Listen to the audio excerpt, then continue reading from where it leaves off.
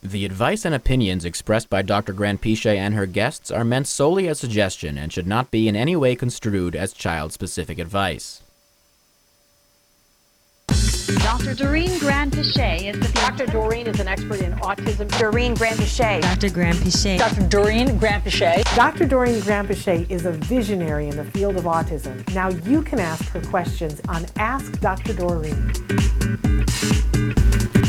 Good morning and welcome to Ask Dr. Doreen. I'm Shannon Penrod, and look who's here with us, Dr. Grandpichet. Good morning.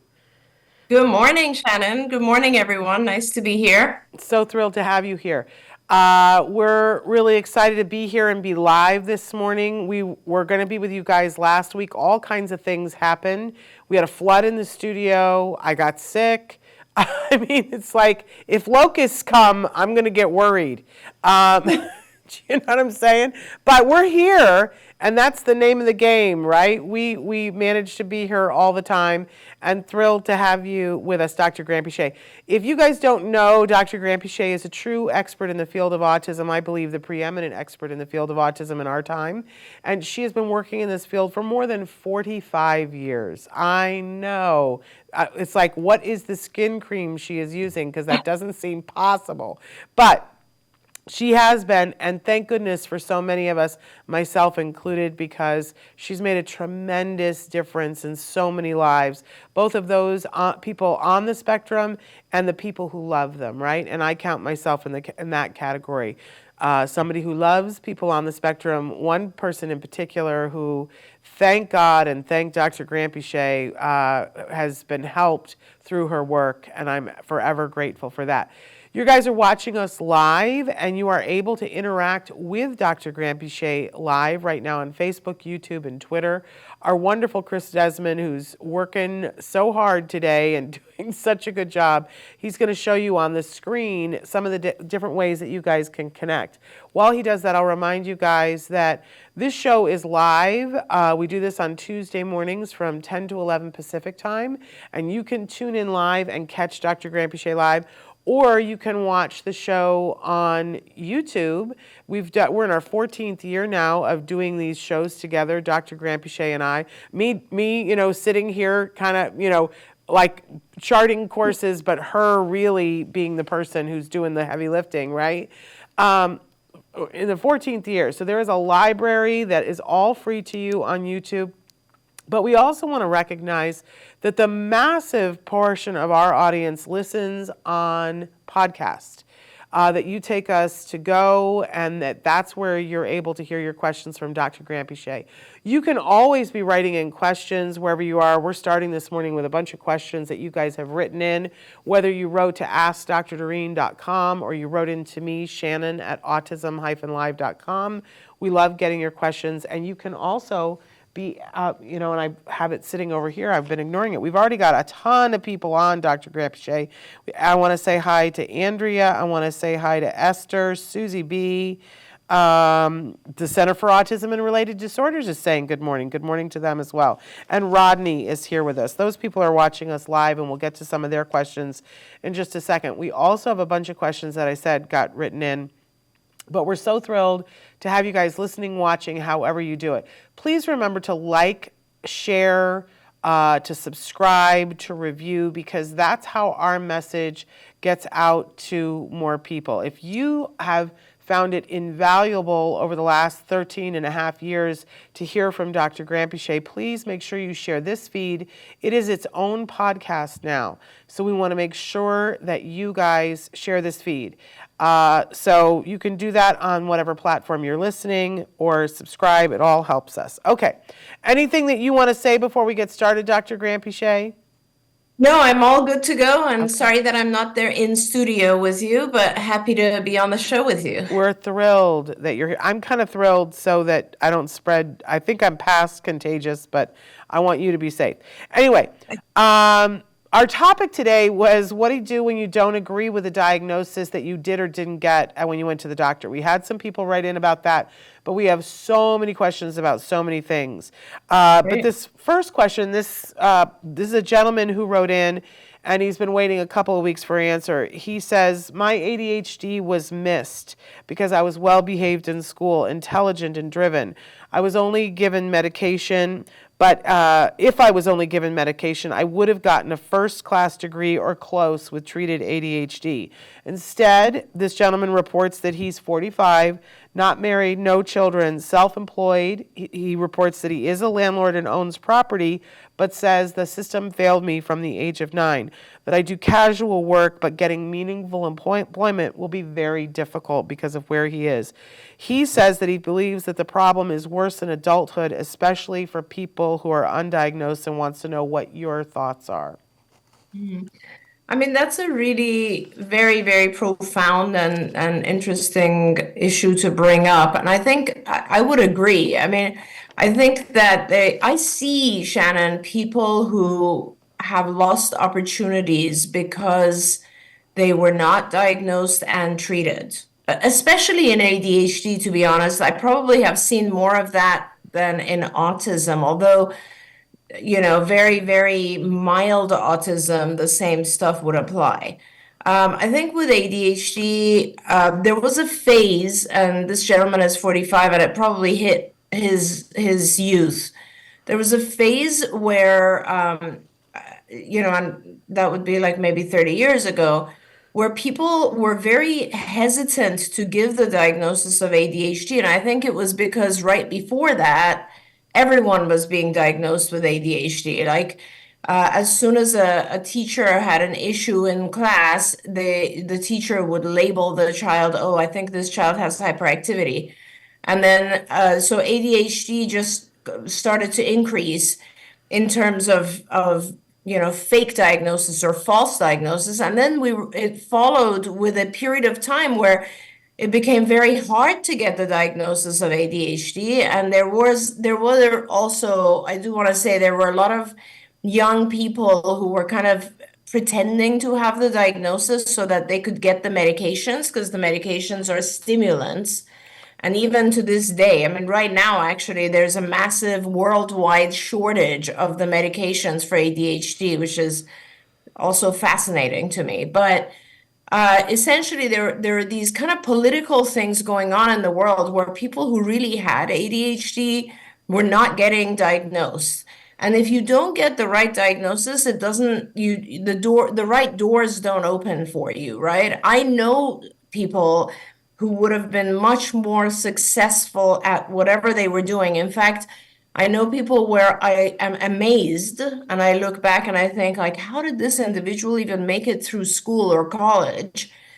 Because of how hyperactive and distracted they are. At the same time, they're used to it, I guess I would say, and they're kind of like struggling but surviving and not necessarily thriving.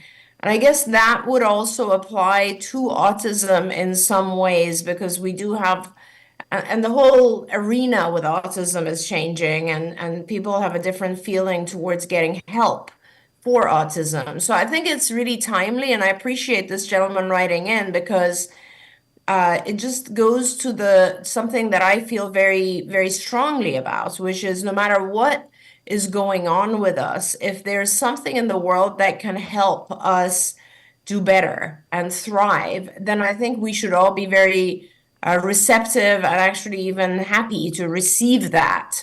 I feel bad that this has happened to this gentleman, but I'm also want to point out that it's very self-aware of him to bring this up at this point. And I'm sure, no matter what age you are, getting help, I think, will just help you from here on, I guess. Absolutely. Absolutely. And thank you for writing in. We've got a bunch of different questions. I want to get to a couple that are online. Andrea has written in and said, my 4-year-old has had a switch with therapists. Ever since the switch, he cries when the new RBT comes to get him. He will not eat or use the bathroom the entire 5 hours this RBT is with him. How long should I wait before asking for a new RBT or something to be done about this? He used to love going to the center. He is fine with everyone else, but just not this particular RBT, and thank you. Yeah, oh my gosh. That must be so disturbing for a parent to see something like that. I would act now. I would act now. I always say, take parents need to you as a parent, we have this kind of intuition or instinctual feeling about our kids, and it's a very good observation that the child is not having a good time with this individual. And if it was possible, I would want to videotape the session that is going on with this one person, just to see, because I mean, clearly it sounds like the session is at a center. So that's good in terms of not worrying about the child's safety. But I would still want to see what this person is doing differently. It's not always a bad thing, but you'd still want to see what's different, right? So, as an example, I mean, there's multiple things that could be happening here. So, here's some examples. First of all, our kids do bond with their team members, right? So, it is entirely possible that your child is just missing the old RBT and, hasn't acclimated to the new person yet. I don't know what period of time has passed. So that's one thing. The second thing is the new RBT could be not reinforcing as much, which is something that can easily be changed. And that means that the new RBT needs to be prompting, modeling more, reinforcing more, doing what the other person used to do or the rest of the team members do, just making it as fun as they did. The third possibility is that the new RBT is actually pushing harder, which is not a bad thing. It's a good thing.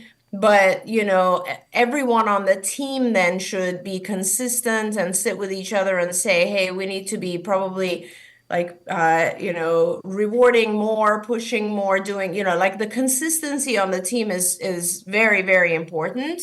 And maybe the new RBT is going to be teaching more stuff, but maybe they need to slow down a little bit. Whenever you push more or have more demands, you also need to increase reinforcers more. So maybe, and that's something very common that doesn't happen, is people just kind of, a child might master something at one level and you get used to that. And then you start introducing new material and you don't realize, oh, it's new material, I need to reward more. So you want to observe and see all of these things. If they don't allow you to observe, or if they have policies against it because he's in a center with other children, then I think you need to pull the behavior analyst in and say, hey, there's something going on different here. I need you to run an IOA session. IOA is just inter-observer reliability, which is essentially, it just means everybody is doing the same thing. It's consistent. So, that's essentially what happens, is we need to find out why your child is not doing well with this one individual. And I gotta say, from a parent perspective, I love Yeah. this question. I love that you're weighing the question, because I have certainly seen, and I have been a parent before, where if somebody comes in and your child isn't immediately comfortable on the first day, the instinct is this is not the right person, right? I have seen, I've had parents call me and say we'd like to take so and so off the team, and when you ask why, I have heard every reason under the sun. They dye Right. their hair every other week. I have heard Yeah. that. Her hair was black last week. She came in and it's blonde this week, and my daughter cried because she changed her hair color. And right? And I was able to have a conversation with that mom about, okay, so what are we saying? Are we saying that when she goes to first grade and the teacher dyes her hair or gets pregnant and has to leave and the substitute comes in and has different hair color, that she's not going to be able to finish first grade? And we were able to kind of pare it down and go, okay, why don't we work on this? This is something that but not ignore it. Why don't we work on this and help her to get to the point where she's comfortable regardless of what somebody's hair color is? I have been on the team when a parent said, I want to fire this therapist because she shampoos her hair with something that's strawberry scented and we don't like it, right? Yeah. I mean, I've heard everything that there is to hear, right? And sometimes it's a real issue. Yeah. Where it's like, this is making us uncomfortable and we have to deal with it. Sometimes it is a personal issue with the parent. And I think that it's very important as parents that we kind of put it through that little filter and go, is this me or my kid? Which one of us is uncomfortable? Because if it's me that's uncomfortable, can I expand my world? But if it's my kid that's uncomfortable, how long are they uncomfortable for? Because we don't want our kids to be uncomfortable but we want them to grow, right? Yes. So Yes. hard thing. But I also love your response, Dr. Grampichet, because you need to bring it up. You need to bring it yeah, up. definitely do. Because we're not just going to leave this child to be uncomfortable. And I hear mom saying he used to love it and he's not so much. And Dr. Grampichet gave you some really good tips to go in and talk to your BCBA so that you can get this figured out. Because we want him to love the center wherever he is, right? Yeah, and this is where my quotes that you love having to do with everything in ABA has to be fair. Yep. This is where that comes in. So clearly something is not fair right now. Either there's too much demand, not enough reinforcer, whatever it might be, but they can work on that. And the more we teach our kids to be able to manage the world, even if they're not in love with the people in that world, Yeah. the stronger we're making them, really. Absolutely. But it has to be fair. I said yesterday I want to get T-shirts made that say, Dr. Doreen says it has to be fair. We had a question that came in, a couple that Marina wants to make sure that I get to. This parent wrote in and said, we're relatively new to ABA, 6 months in. What do you think is the role of the supervisor in ABA? We have a team of 4 BCBAs at home, 30 hours, no BTs. However, there is a managing BCBA that sets the programming and does parent training based on data and feedback from the therapists, who I'm assuming are the other 3 BCBAs. My concern is the supervising BCBA never sees my son in person, only once at intake. Is this usual that the supervising BCBA doesn't see him in person? I feel like a lot of the nonverbal communication issues are hard to convey without seeing a person. Also, the therapists don't have team meetings to discuss my son together, what's working and what isn't for them. It seems like that would be so helpful. Is that typical? The supervising BCBA has always said the outcome is dependent on how fast he moves through the programs.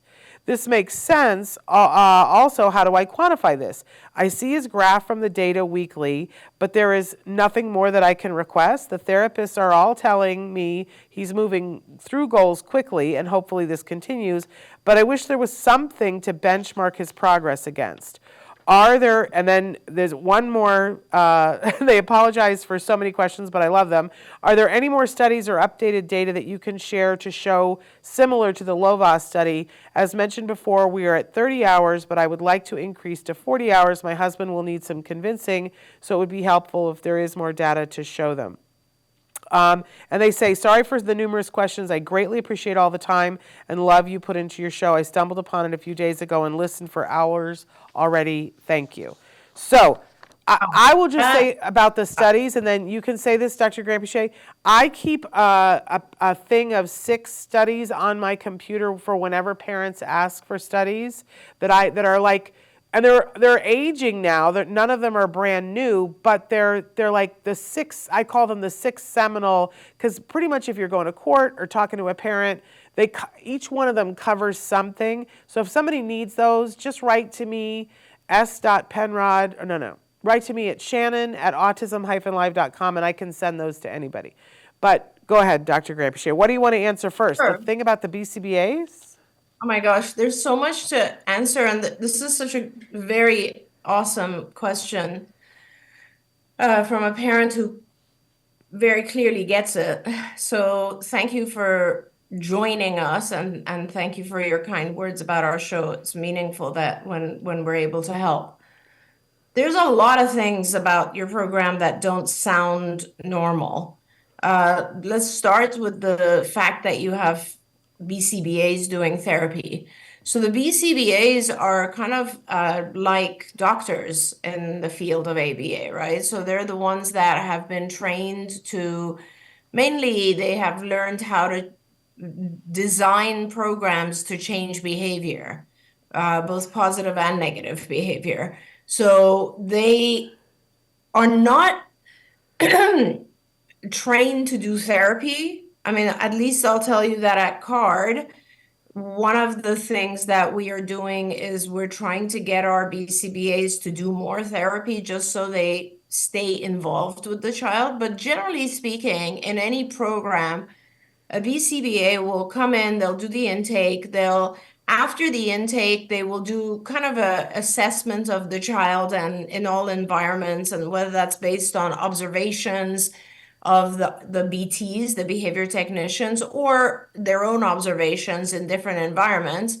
They'll do all of that. They'll make a kind of a assessment of the child, and a lot of times the assessment has to do with what the child's capabilities are in the beginning when they first meet the child. Now they'll be using different types of curricula out there. So we at CARD use a what I consider to be extremely sophisticated and very highly developed curriculum that we worked on for many, many years called Skills. And that does start with an assessment of exactly where your child is on every different functioning level. So where they are in language, adaptive skills, cognitive skills, etc. And then that is kind of your child's baseline, and then we add from there to try to get them to their goal, and their goal is always going to be their chronological age level. So this is where they start, is where they are now, where they hopefully end up is what other kids their age are doing, right? And that's our goal. So with other people, they're using lots of different things that are out there, like the VB map or WebAbles or other things that are out there, and you should ask what curriculum they're using. And every curriculum generally should have a output. So in other words, ours is kind of what are other kids this age doing? And others might have, like, these are the series of lessons we want to teach the child, for whatever reason they're based on, whatever they're validated for. But they should be able to show you this is what we want to teach, and this is how your child's progressing towards that, right? So what you're seeing is how your child's progressing. Those are the graphs, but you don't know what the overall universe is, and that's very, very important. Shannon, I remember you telling me, like, one of the things that Skills provides that's extremely valuable to parents is, like, it's kind of, you compared it, I think, to the directory in a mall, Yeah. right? And it's like, these are all the places I have to go. These are all the things I have to do. Now, how do I get to each one? Well, where am I? Where am Where I am to I? start? Where am I I? want to see And I that think, you are here. yeah, and that's exactly where what the parent is asking is, like, where is my child in the universe of other kids, right? And in contrast to other kids. So it is unusual to have 4 BCBAs. That just doesn't happen because BCBAs are supposed to be designing programs, and they're the ones that are supposed to be supervising programs. So I don't know what agency you're at where they are only using BCBAs. I guess some people would say that's higher quality, but in my mind, it's a little odd, to be honest, because it's like using 5 doctors, and doctors are not always as good as nurses at certain activities, you know? So I think you definitely need one doctor to be running the show. That's the other thing. You don't want, like, multiple cooks in the kitchen either. And there's going to be confusion on what should happen next. So typical programs, you'll have one BCBA who's in charge, and you'll have a team of RBTs, registered behavior technicians. And the BCBAs are master's or doctoral level, and the RBTs are bachelor's level. Or lower than bachelor's, actually. You don't need a bachelor's in order to have an RBT certification, but you do need training. Now, the team, in terms of how the logistics work, if you have, how many therapists did she say she has, Shannon? It says I it's think a she said, team of 4, and it's and 30 no something hours. BTs for 30 hours. Yeah, I mean, that's a really good ratio. I would expect even more than four, but if you have four people doing 30 hours, that's pretty good. I mean, that's really good. It's usually you'll have, maybe five or six people even on a case doing 30 to 40 hours. So that's one thing. The second thing is whoever is the supervising BCBA needs to have ongoing contact with your child and with the others. So they cannot rely on just reports. They need to have, they need to see your child. This is, okay. So in the old days, we used to have the luxury of doing something called clinic meetings. Clinic meetings are when the entire team gets together with the child and the parents, and you all meet, and every individual demonstrates what they're doing, and so on and so forth, right? And so the supervising person can say, oh, this is good, this is bad, let's change that. The child is struggling with this, he's doing really great, you're not rewarding enough, whatever. The whole gamut of feedback that you want to give your team. Unfortunately, health insurance does not allow that. Health insurance will not allow four or five people with the same credentials to be present with a patient at the same time, which is kind of ridiculous. They allow it only in certain situations, like a surgeon and an anesthesiologist, obviously, but not with us, not with ABA. So what has to happen is they do allow one BCBA overlapping with one behavior technician, not with another BCBA, but with a behavior tech. So what happens is normally what we have to do is the BCBA has to do 1 hour with behavior tech 1 hour with behavior tech 2, 1 hour with behavior tech 3 over the course of the week. That way, the BCBA gets to see the child multiple times and is hopefully working on trying to keep all of the team consistent with each other. So, and it's an unfortunate thing. I still strongly believe that if they allowed clinics, it would be cheaper for them and it would be more beneficial to the client, much more beneficial. But we were not able to get them to understand that, payers, the insurance world. So that is something, if you're paying privately, which I honestly have no idea how this organization is providing you for BCBAs. I don't know, that's kind of an unusual situation. Anyway, so whoever is in charge needs to be constantly talking with you and constantly talking to the behavior techs and moving the program forward. I don't know how that's possible without seeing your child on a regular basis.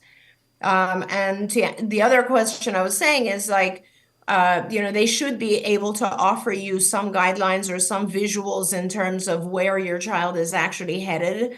What are the goals? You need to know the goals, not just the progress. You need to ask them, what are the goals here? And if you are still not content with that, or if they're not able to respond to you, I would ask them to give you all the assessments that they need to do every 6 months because health insurance does require certain tests be done every 6 months. One of those tests is the Vineland. You might be answering questions for them on the Vineland. It's not as good as a test that they would administer to your child directly, but nevertheless, it is some form of tracking how your child is improving in different areas. So that's kind of what you want. You want to talk to the lead supervisor and say, hey, how are you programming my child? If you're not seeing him, I need you to have more contact. Secondly, I need to know what the goals are so that when you guys show me progress, I know whether we are reaching the goals or not. And if you've done any assessments, please send those to me as well. Yeah, hopefully we got to enough of your questions there, but it's highly irregular the way that your ABA is working. And we got a bunch more questions here. I want to get to Esther. Esther says, hi, my 4.5-year-old with ASD wakes up in the middle of the night and comes to our bed. This has become an issue now that we have a newborn who is also in our room and wakes up our 4-year-old when he wakes up to eat. Usually our 4-year-old would go back to sleep, but now he's staying up. What do we do? Ideally, we would want him to stay in his bed all night, but how? I want to mention that we have to rock him to sleep every night, which probably isn't the best thing either. We would appreciate any advice. Sincerely, very sleep-deprived parents. Well, we're giving you hugs, Esther, and congratulations on the new baby. It's a pretty pivotal time in this 4-year-old's life that he's got a new sibling. And I think, correct me if I'm wrong, that Esther, I don't know, was this the same child that last week we were having a break in the potty training? It might be a different child, I don't remember, 2 weeks ago. But Dr. Grandpichet, what do we want to do about this bedtime ritual? Yeah. Sleep is so underrated. I mean, to me, it's like honestly the biggest thing, the most important thing. And parents are often so sleep deprived, and it's almost like nobody, and the children are sleep deprived, and it's just not, it's overlooked. And to me, it's one of the most significant factors in how our kids do overall. So let me just start by saying I'm with you. I completely agree and understand that this is a situation that needs to be dealt with. Now, the question is how to deal with it. And unfortunately, you kind of have your hands tied now with the baby.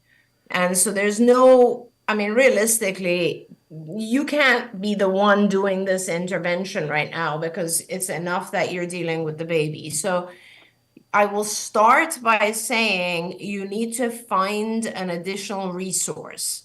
And that's either going to be your spouse, if it's possible, or someone else, a sister, a cousin. If not that, get in touch. And I don't know where you are, but like in many states, like in California, you go to the regional centers, which represent the Department of Developmental Services, and you basically say, I need help with sleep issues. I need kind of a person who's either an in-home respite or somebody who can help me. Alternatively, you hire someone who can just do this as a short-term program. But what it is a combination of things. Your 4-year-old has gotten used to being with you. And so this is a tough time. This is a very, very tough time, as Shannon said, because now they're already being deprived of some of your attention because of the baby. So some of this has to do with just the fact that they're now having to learn to share attention. The other part of it is just that it's a routine that has changed. So there's probably noise in the room or there's something else going on with the baby that continues to keep the child up. It is not good for the child. It is not good for you. I think we all agree on that. That's why I was suggesting that it would be great if you and your spouse could separate for a little period of time into 2 rooms, and one of you deals with the baby, one of you deals with the 4-year-old. And I know that often that doesn't happen, but I think this is probably your best bet right now. And then whoever is with the 4-year-old, and you could switch off, right, and rotate, but whoever is with the 4-year-old needs to actively start fading themselves out of the 4-year-old's room. And I've talked about that a few times, that it becomes very problematic. And this is a great example of a time when it is problematic. But essentially, I don't know about the rocking. You can get a rocking chair for your child, put your child in the rocking chair. Rocking is a calming activity. I will say that. It does activate the parasympathetic nervous system, and it does make us a little bit more tired. You can certainly talk to your physician and also get help for things like melatonin or something that might help your child fall asleep faster. Make sure that their room is conducive to healthy sleep. And essentially, the child will go to sleep. Let's say they will rock in their rocking chair, then go to their bed and sleep. And then if they wake up in the middle of the night, the parent, whichever parent, is there to calm them and let them go back to sleep. And a lot of times parents will tell me, yeah, but my child needs to kind of have contact with me, physical contact, because they're next to me in our bed. And what I say is, okay, I'm sorry to tell you, but put a cot or something in your child's room so that you're next to your child, but not necessarily in their bed, and that you can gradually, over the course of a month, distance your cot from the child. You're still there, but you're a little bit further, a little bit further.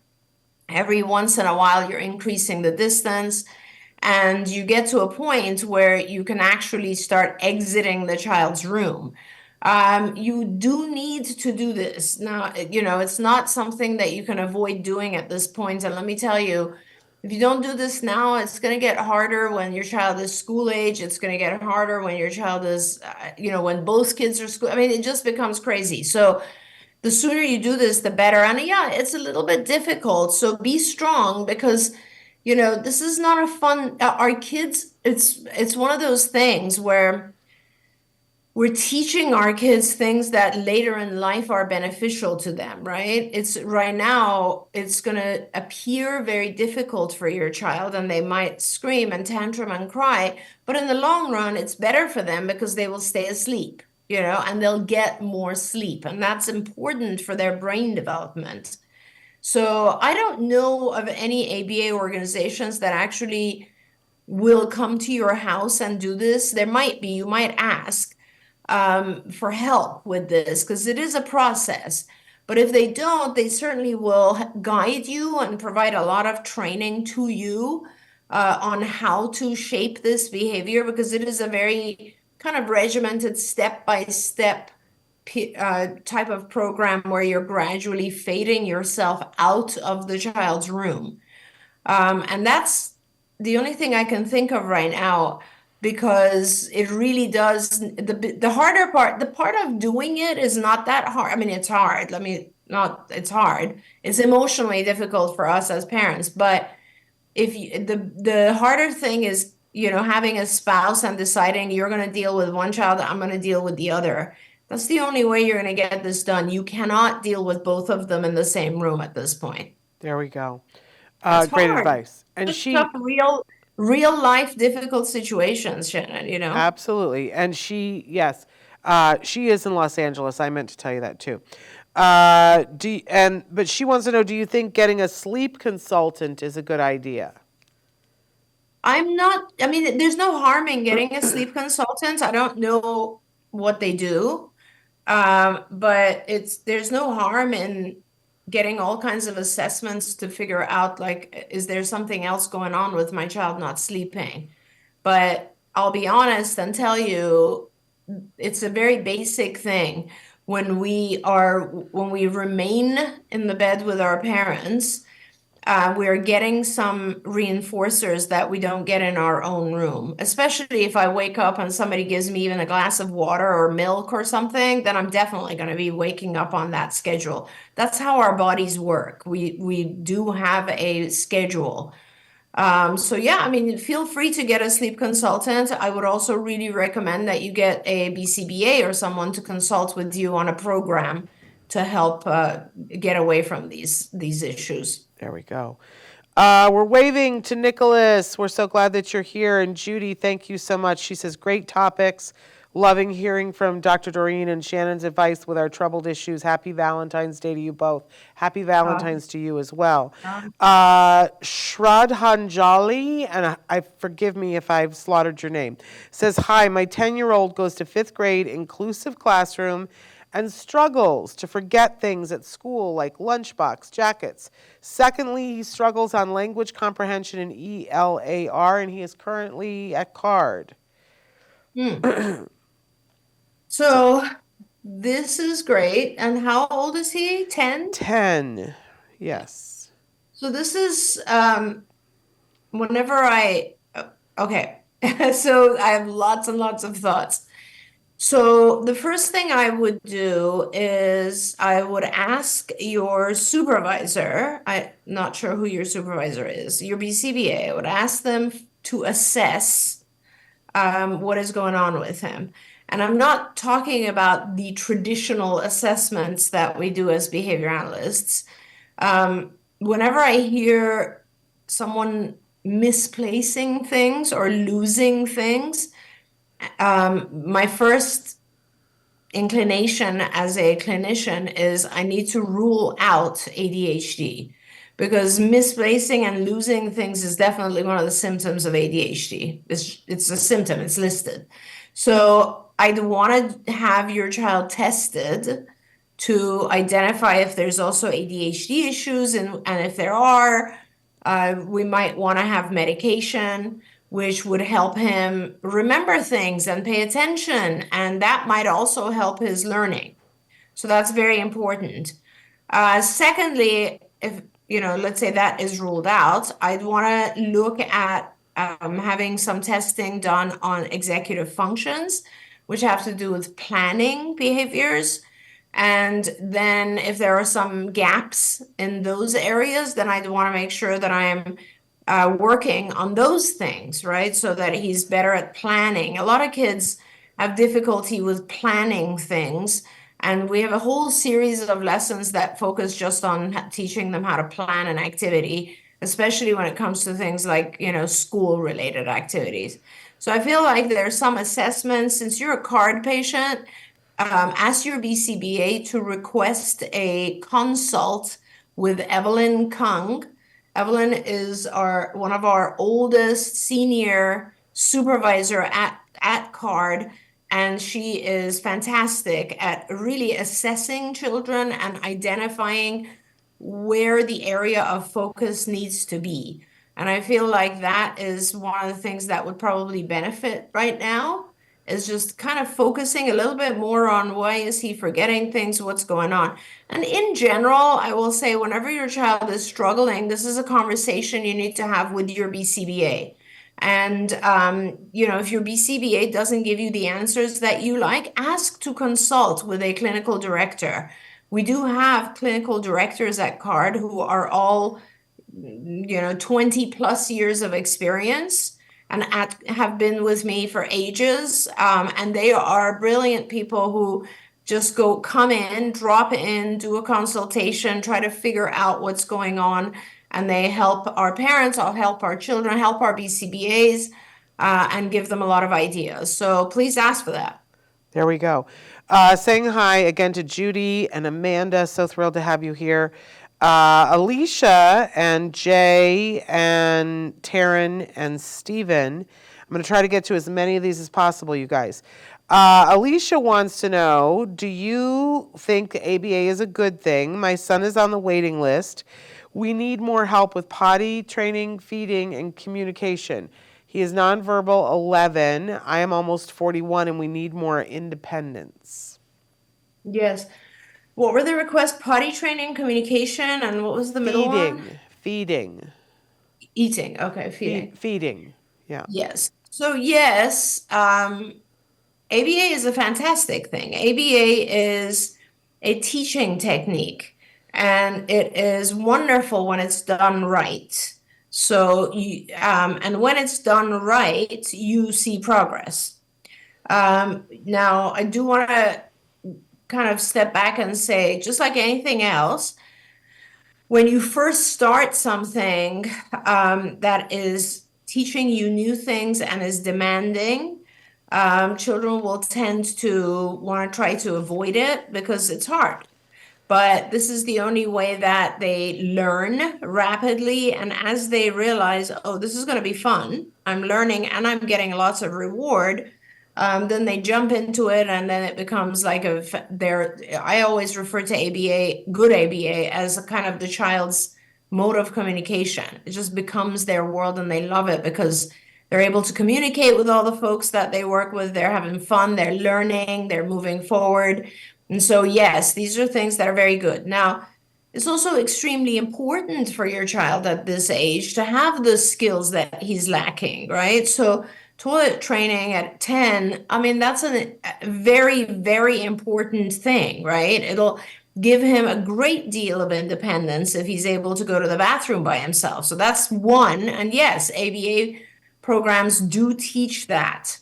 And communication, of course, nonverbal or verbal, it doesn't matter. We're looking at teaching your child ways to communicate his needs, ways to communicate what's going on in the world, how he feels, what does he see, what does he want. All of those things, they can be through OG devices, through sign, through picture exchange system communication, or vocal communication. And think about it, when your child learns communication, they do become not just more independent, but happier, because now they're able to express their needs to the world. And they become more part of the world as opposed to being isolated and not knowing at all how to communicate with anyone. And then the third thing was feeding, which is so important because not only do our kids become nutritionally deficient, this just becomes a nightmare over time. And yes, a lot of ABA programs have programs for feeding, very specific programs for feeding, which are very, very successful. In fact, feeding programs are one of the most successful programs in ABA. And through these programs, an ABA special or a BCBA will teach your child how to broaden their diet so that they're eating different things, how to eat, appropriate amounts at each meal, how to tolerate different textures, all kinds of things. So I think it's really important that you do try to get into a program, an ABA program, and that you very specifically ask them to focus on these three things. At your child's age, you are going to be receiving what's called a focused program, and you've already identified three very important areas that need to be focused on.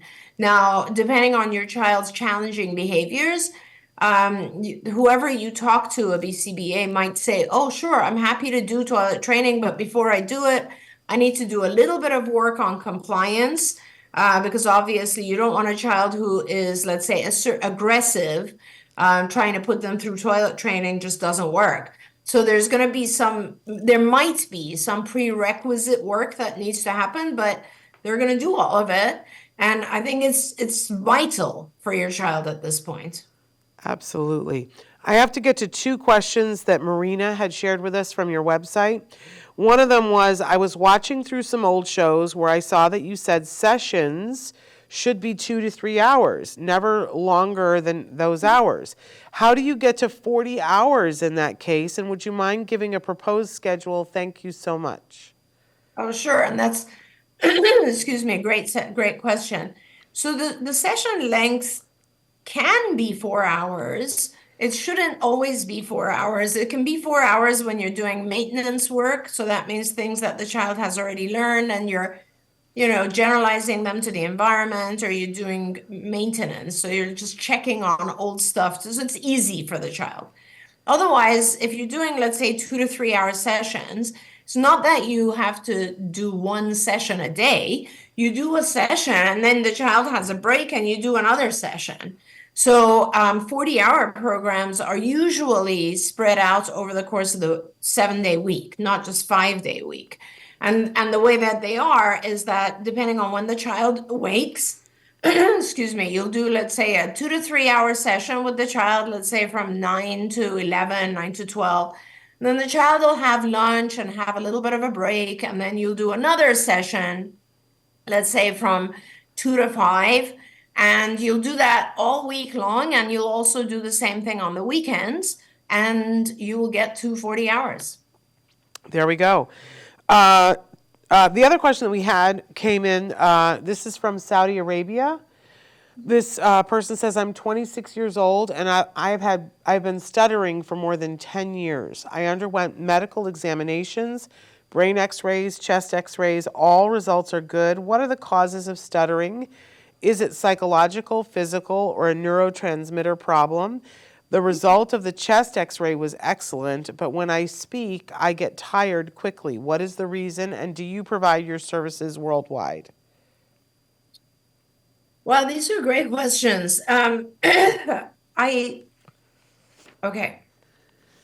So stuttering is actually a very interesting thing, and there has been research that shows it could be neurological, but it could also be related to anxiety. And someone needs to identify that first. And the way that we do that here in the US is that you would do a series of neurological tests and even maybe brain scans to identify that there's not some underlying seizure activity or something else that is causing this behavior, right? Once you've done that, once you've ruled that out, then you're looking at possibilities of, is this just anxiety related? Is it a language disorder? Is it something that is connected to Tourette's?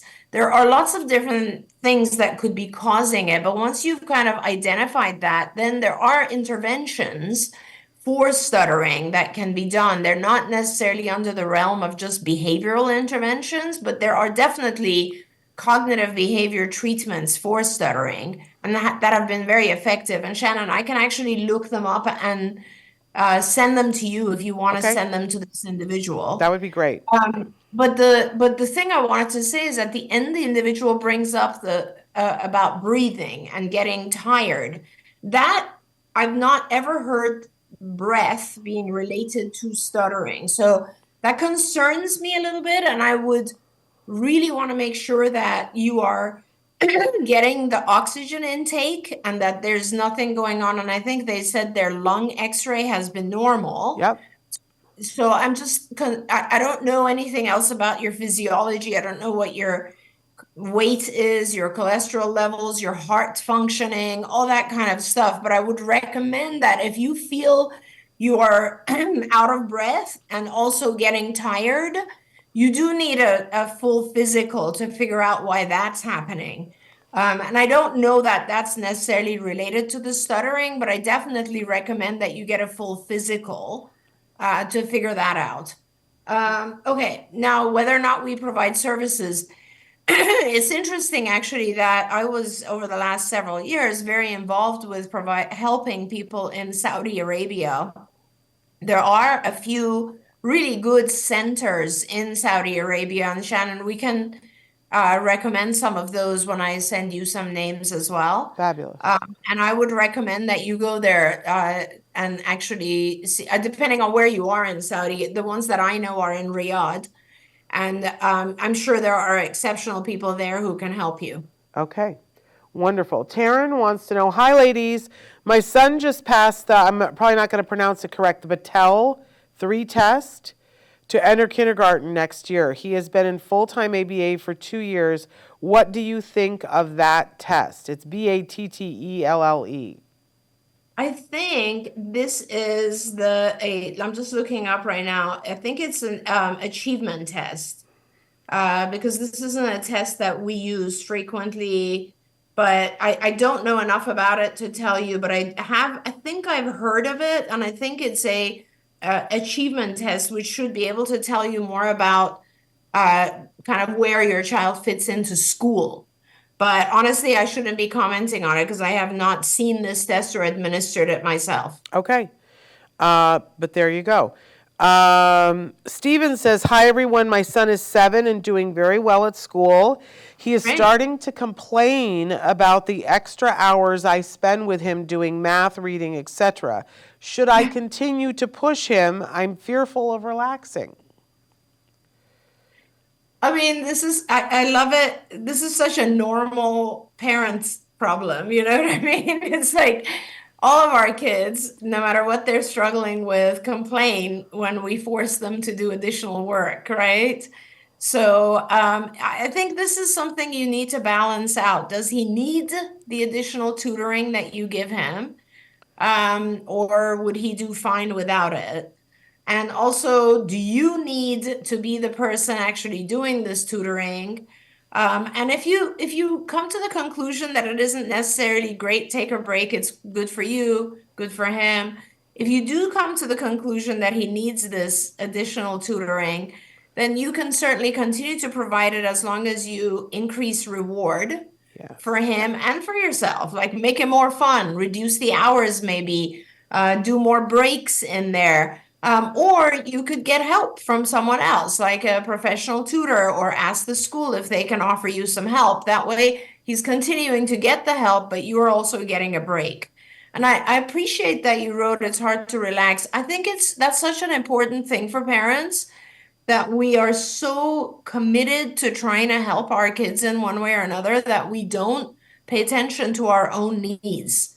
And being able to relax is important because the better you feel, the better parent you're going to be. So, try to get some help. That's always what I say. Try to get some help. And I love Khan Academy. Talk about help. KHAN Academy. It's free and it will teach math and reading to your child. You can be taking the class side by side or you can just monitor, and it makes it fun. And my favorite thing about Khan Academy is it teaches it in really fun, very kind of YouTube-y sort of ways. They watch a video and then they get to try it out in an experiential way, and then they gain access to a world where they can build something with it and have other people watch, share, and build on their thing. It's awesome and it's free. So Khan Academy, just saying. And they pay me nothing. Where's the sponsorship money from Khan Academy? All right, onward. Ajitha has written in and said, hello, doctor.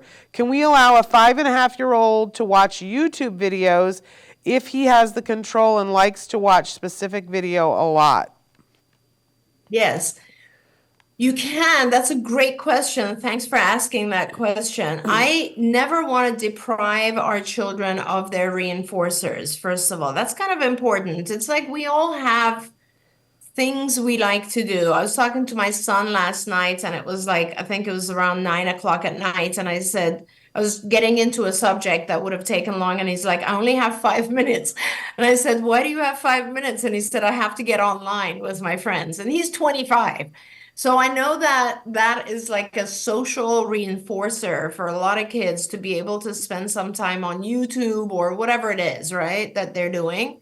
I don't want to take it away. You just want to make sure that if your child is obsessing or that becomes such a overarching or over-encompassing activity that it takes over everything else, you control that. It's like anything else. We're teaching our kids when they're young how to self-regulate. And when they're hopefully 25, then you don't have to worry about it because they're never going to stay up until 3 in the morning and miss work the next day, right? Because they've learned to contain that reinforcer. But what you want to do now is you want to teach him, vary the things you're watching. Because or if he wants to watch the same thing, that's fine too, but at least limit the amount of time because we don't want to like have that becomes the same thing he does every single night for 2 hours a night. And then that starts to really affect his thinking and his communication ability. So as long as it's limited, it is a powerful reinforcer. Use it as a powerful reinforcer. So maybe if you want to limit it, you'll say, oh, days when you've done A, B, or C, you can definitely spend an hour watching YouTube. Just like anyone else, any other child, this is what we would do. Set rules around it, but allow it because it's important to our kids. All right, we have 2 questions left. We're over time. But do you have 3 minutes and we could bang them all out, or you got to go? Sure, why not? Sure, Okay. no, go right ahead. Sarah wrote in and said, do you think when children start acquiring higher language skills, their progress seems to slow down as it becomes more complex, or does it vary from child to child or teaching methodologies? Because Sarah's got 2, and I know they've been making huge progress, but it sounds like maybe things are slowing down a little bit. So it is common for kids to slow down on the higher functioning stuff because it's just harder. Cognitive lessons, abstract lessons, those things are harder to master than just rote learning. So it is common, and we do expect a whole different rate of acquisition at that level. But some kids will just figure it out and keep going fast. If you find that your child's struggling, make sure that there's enough prompting, modeling, there's enough help, and a lot of reinforcers because you don't want your child to kind of give up at any point, no matter where in the curriculum or lesson plan they are. But it is a common thing just because it's more abstract. But don't let it stagnate, correct? Don't let it stagnate and don't let it become aversive for your child. That's what's more important.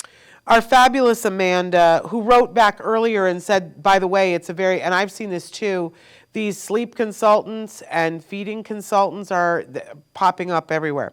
But she wants to know, what about the ATEC scoring model? She says, I've been using it to base my son's progress. Do you like the ATEC scoring model?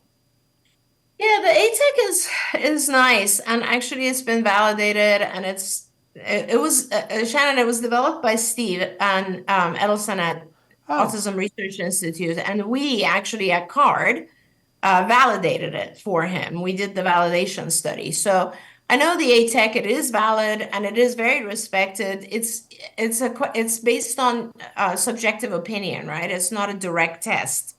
It's a questionnaire. So, but it's not bad in terms of just keeping track, and it's easy enough to be able to use as an ongoing thing. And I don't know, it doesn't cover the higher level stuff. There are other questionnaires that are just as good or even more detailed, like the Vineland Adaptive Behavior Scale, or the PDDBI. There are lots of really good questionnaire format tests. Might take a little bit longer than the ATEC, but they're great to do every 6 months or so and see how your child's progressing. And it's all going to be moot because very soon, Amanda, you're going to be able to use skills and it's going to show you exactly. And you're going to lose your mind. It's going to be so much fun for you. I'm so excited.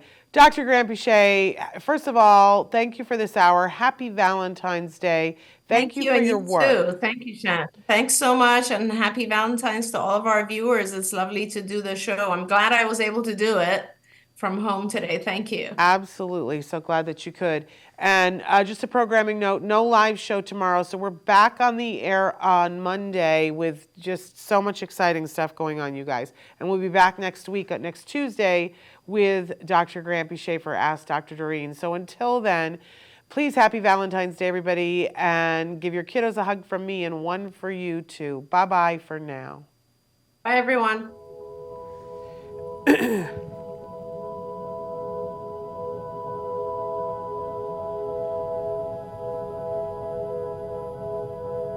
If you found anything helpful in this video, please give us a like. In fact, make sure that you smash that subscribe button on YouTube and give us a like on Facebook. You can also follow us on Twitter and on Instagram for important updates. And please download our free podcast wherever you get your podcasts. Thank you so much. See you next time.